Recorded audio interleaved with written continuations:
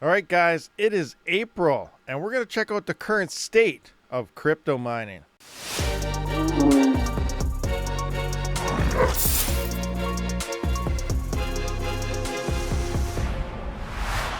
All right, guys, here we are starting with GPUs, April of 2024. We can see the RTX 4090 on Kaspa Classic is a little over $2.22. Now, the RTX 4090, I've been saying it, almost every single time.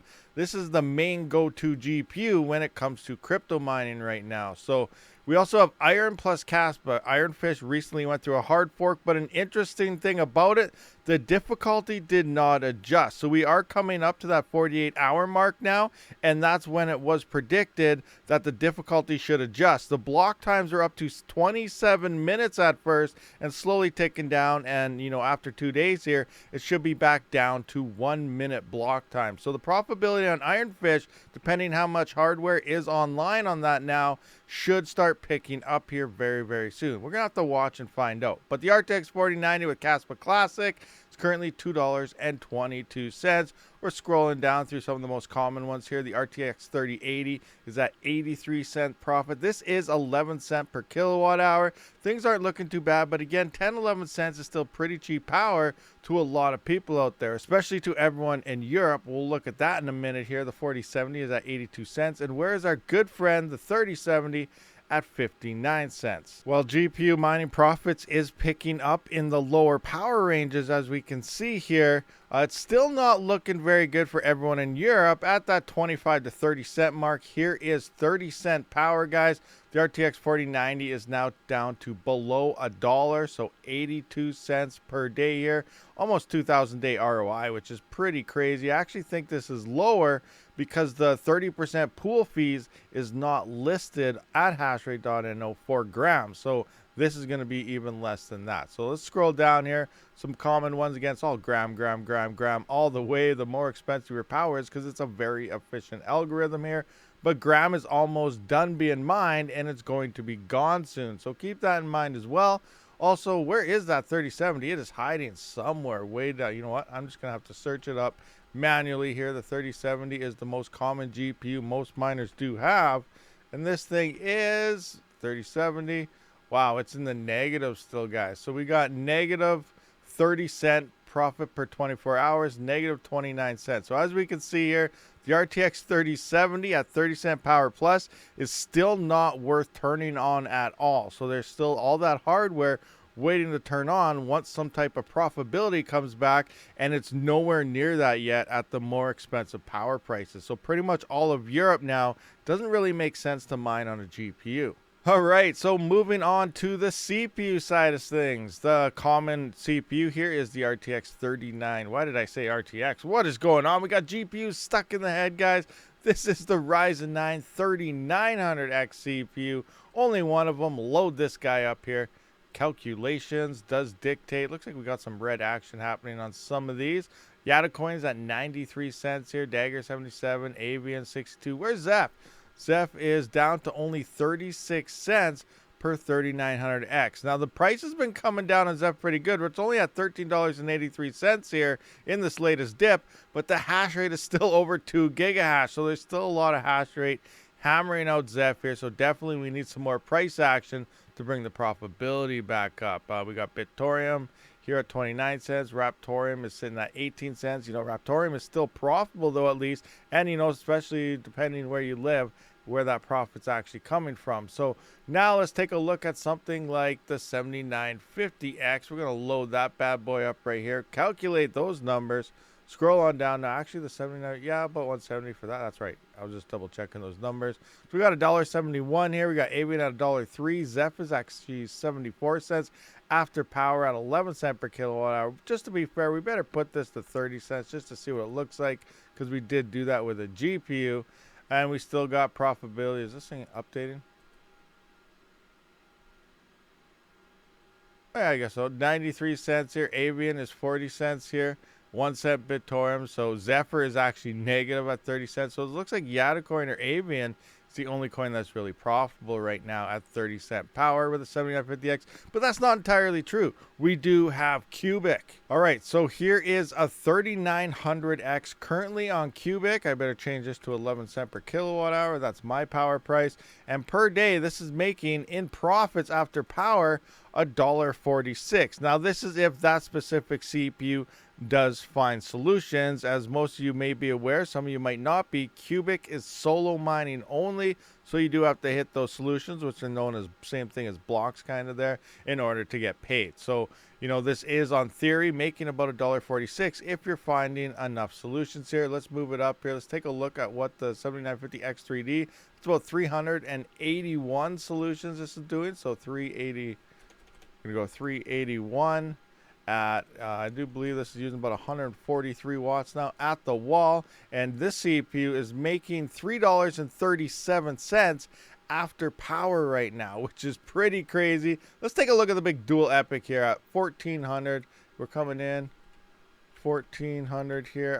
The power, I'm not really sure the power. Let's just go 600 watts or something. So that's actually $12.19 after power. Let's boost this up to the 30 cent per kilowatt hour mark. That is still over $9.45, even if you have 30 cent power, which is crazy, but that's an expensive dual epic. I'm gonna go back to that 381 here, 30 cent power, and it's looking like, oh my gosh, even, oh wait, that's power cost. I was like, whoop, messed that one up. So 143 here. So even at 30 cent kilowatt hour here, 381 LTs, I guess it's called on Cubic, is still making $2.72 on a 7950X3D. So the CPU profitability is still definitely blowing GPUs out of the water. And CPUs do seem to perform better than the GPUs on Cubic, and Cubic is only supported on one of the 2 or 3 pools with GPU. So keep that in mind. It is majority CPU mined. All right, guys, let's move into the ASICs here. And some things are kind of changing right now. I am on 12 cent per kilowatt hour, so I better go 11 cent per kilowatt hour. Apply that here. And as we can see, it used to always be Kaspa on top. And Kaspa still is on top because this miner isn't released yet. But you may or may not be aware, I did drop that video, the Gold Shell AL box. This is the first lithium ASICs. That means it's the first generation above GPUs, just like what we saw with Kaspa. So the first generation miner is going to be extremely profitable because you're only competing with FPGAs and GPUs, and this thing blows them all away. So we got 360 gigahash at only 180 watts. That is $131 a day. Now with little boxes like this coming in with hardly any power and a crap ton of hash rate, it's not going to take much to start doubling the whole network hash rate, which will drop this 50% for every doubling of the hash rate. So the profitability will start to drop pretty fast here, but it's going to remain pretty darn profitable because unlike Kaspa, the block rewards do not drop every single month. So it's mostly dependent on the network hash rate versus the price of the coin moving forward. This may remain more steady than Kaspa has been, but it's hard to say. We're gonna have to see what happens to the price of a lithium as we get closer and closer in that bull run. But other than that, we still see the market dominance of the Kaspa ASICs being the most profitable ASICs out there. We even have another gold shell one up here. Where is it? The KA box here is rocking almost $7 a day at 11 cents per kilowatt hour. That 1.18 terahash 400 watt machine, another nice home miner, quiet for all you guys out there. Now let's just take a look at the 30 cent per kilowatt hour range, seeing how we are comparing that versus the GPUs and everything here. And we can see the AL box still $130, but again, that's going to drop fast here. We got the KS5 Pro, it's almost $120 at 20 cent power. That's the same, but again, it's all Kaspa miners. Even the Gold Shell KA box jumped up due to the fact that Kaspa miners are in absolute dominance. So everyone's saying, you know, it was Kaspa was always going to turn into KDA. It's going to turn into Cadena. These miners are going to suck. It's not going to be long term. Well, ever since they first released, yes, profitability has been coming down a lot, but they're still the most profitable ASICs you could possibly have in your arsenal right now. So Kaspa continues to dominate, and it looks like a lithium will probably be there as well once all those miners start to release. And if you guys are looking for any type of ASICs, be sure to check them links down in the description. All of them also have discount codes to save you a little more money. Oh, nice. Hey guys, come here, check this out. I'm getting some miners from Miner Bros. I bet you didn't know this. With Miner Bros, what you see is what you get. The cost of the item is shipping cost to your door, including import fees. That means no hidden fees later on, unlike the other guys which nail you at the checkout. So what are you waiting for? Get your ASICs today. Link is in the description, and code RABID will grant $50 off every individual item. All right, so now let's have a look at some FPGAs. In the E300 here, Kyla coin, current network conditions is looking like $2.16 before power, or only 75 cents after power at 11 cents per kilowatt hour. Now, Ironfish is now gone, so I did white it out, but I'm still going to use this for calculations for GPUs and stuff here. I'm going to copy and paste it elsewhere, but we can no longer count that. It was probably one of the most profitable coins for FPGAs, but now they went to GPUs. Moving on to Radiant for the E300 here, it's looking like about $2.78 before power, or $1.28 after power here, and Lithium is in green. It's the latest bread and butter, but as you know, ASICs are about to hit this, so the FPGAs will have to move on to another coin. Now, Carlson hash is also available depending on the FPGA you're looking for. The Cole Engine P2X, which is the Superscalar K10 Plus. I haven't fully tested that thing yet, or that will be added to the sheet once I'm done with that, but it also has Carlson support, and it sounds like it may be getting Pyron hash support very soon as well. So there's a lot more coins that are going to open up for a lot of these FPGA machines once these bit streams are available. But currently right now on a Lithium, we are seeing the E300 at about $5.83 before power and $4.99 after power. And then on the C1100 here, again, Ironfish is gone, so all I've really tested on it so far has been a Lithium. I haven't tried RXD yet, but it is looking like before power. Okay, I did this totally wrong. I butchered something here because it's saying $145 per day before power. So I definitely glitched out the system.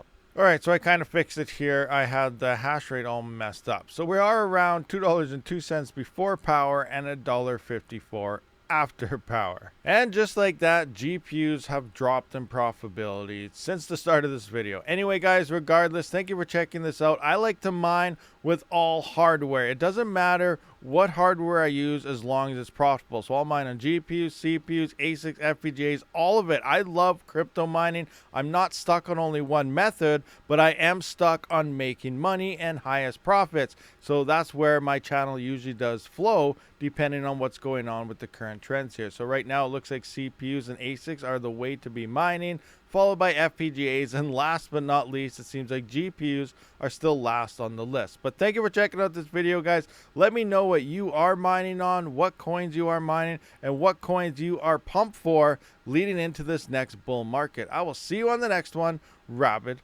out.